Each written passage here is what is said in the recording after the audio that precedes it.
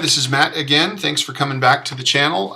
This video is going to show you parents how to set up child user accounts on your computer in order to establish parental controls and protect them while they're surfing online, doing their homework, or just using the computer for entertainment.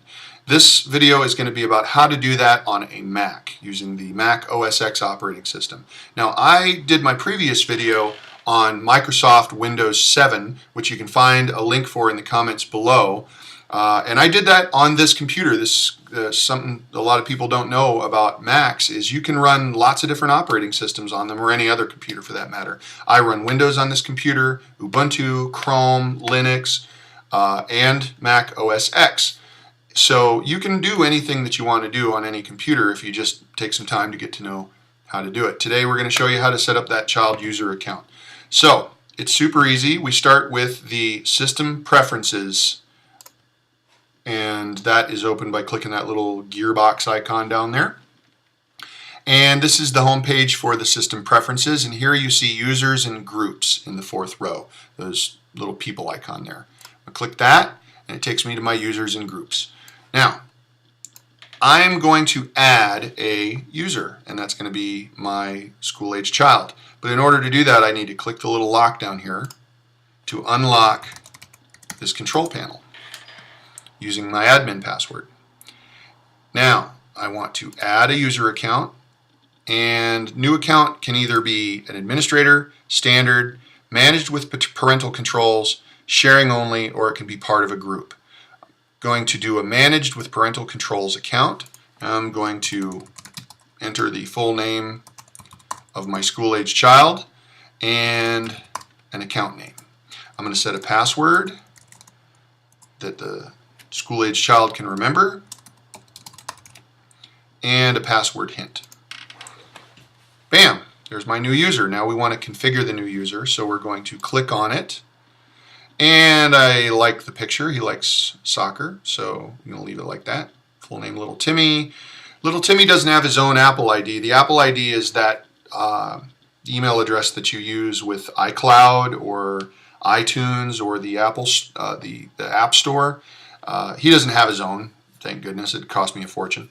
So we don't need to worry about setting that right now. I don't want to check the box to allow him to administer the computer, and I do want to enable parental controls, and there it is, enable parental controls. So in order to configure the parental controls, we just click this little button right here. And it asks me for my password again. And now we have all these super easy options that anyone could understand. Use Simple Finder. I like that because it reduces the number of choices that the child has in terms of what they're looking for on the computer. And I definitely want to limit applications. I can let him use all App Store apps that I've bought, but that will give him access to the ones that I use that I don't necessarily want him using. So I'm going to limit it to the appropriate age group by just selecting it from the drop-down menu. Now I can go through the apps and I can individually check the ones that I want to allow him access to. Uncheck that, uncheck that, uncheck those, and then I just pick the ones that make sense for him to have access to. I don't want him in my iPhoto library, but he can make movies. Keynote, which is the same as PowerPoint for the Mac. Numbers, which is the same as Excel. Pages, which is the same as Word. Other apps will be non-App Store apps, and I don't want them in my App Store. You get the point. You just go through here and pick the things that you want the child to have access to in order to do what they need to do on the computer. Widgets, those are those things that pop up in the Launchpad. Some of them are useful, some of them give access to other applications, so even if I've disabled contacts in the previous menu, the contacts widget would still allow him to add, change, or remove contacts in my address book. So you just need to know what you're looking at there. And utilities. There's really nothing in the utilities that I need a 6-year-old to have access to. He doesn't need to be configuring my wireless network or programming any macros. So we're about done there. Let's go to web. Now I can allow unrestricted access to websites, which will allow him to get on literally everything. And what would the point of that be if we're trying to establish parental controls? No, we're going to limit access to adult websites automatically and we can customize that to add or remove specific websites so that Apple doesn't accidentally identify it as blocked or accidentally not block something that really doesn't need to be in there. But I'm going to take it a step further, and I'm really going to lock it down by allowing access only to the websites listed here. And it picks a few that Apple thinks are going to be useful to kids. Of course, Apple wants the kids to see their catalog of products. No, I don't want you looking at the latest iPhone because I'm not going to buy it for you. And we're going to add the ones that you're using frequently. So like RazKids, where he does his homework, whatever the website for that is.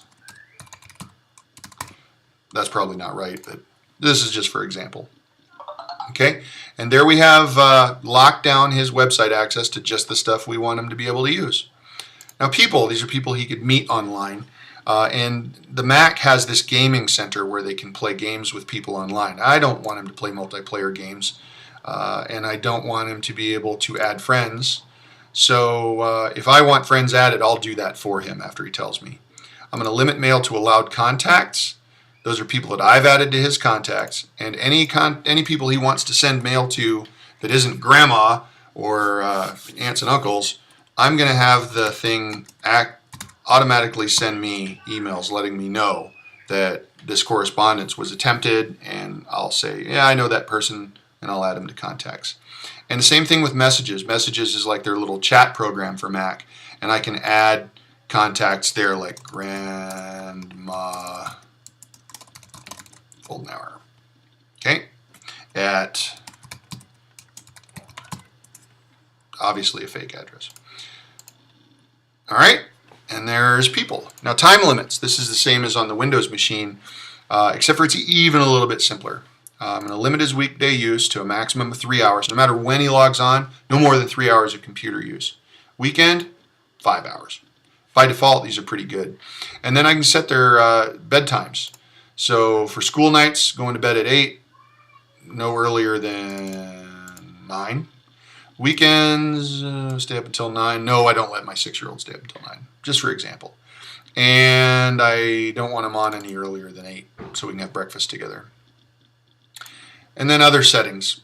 Disable the built-in camera. I don't want him to be able to get on web chat. Yeah, if he's going to be Skyping with grandma, he'll do it on my account and I'll be in the room. Disable dictation. No, I want him to be able to dictate. Hide profanity in the dictionary. How did profanity get in the dictionary? Evidently it is, and I don't want him to be looking up new words that I don't want him using. Printers, I don't want him adding or removing printers. I don't want him to be able to change his password. And I don't want him to be able to burn CDs. That's it. That's the whole thing. It's super easy. So I hope that was helpful for you. And if you have any questions, please leave them in the comments below or send me a message on YouTube and I will reply to you as quickly as possible for any problems you might be having. Thank you very much for watching. I hope this helps you out and good luck keeping your child safe on the internet. Thanks.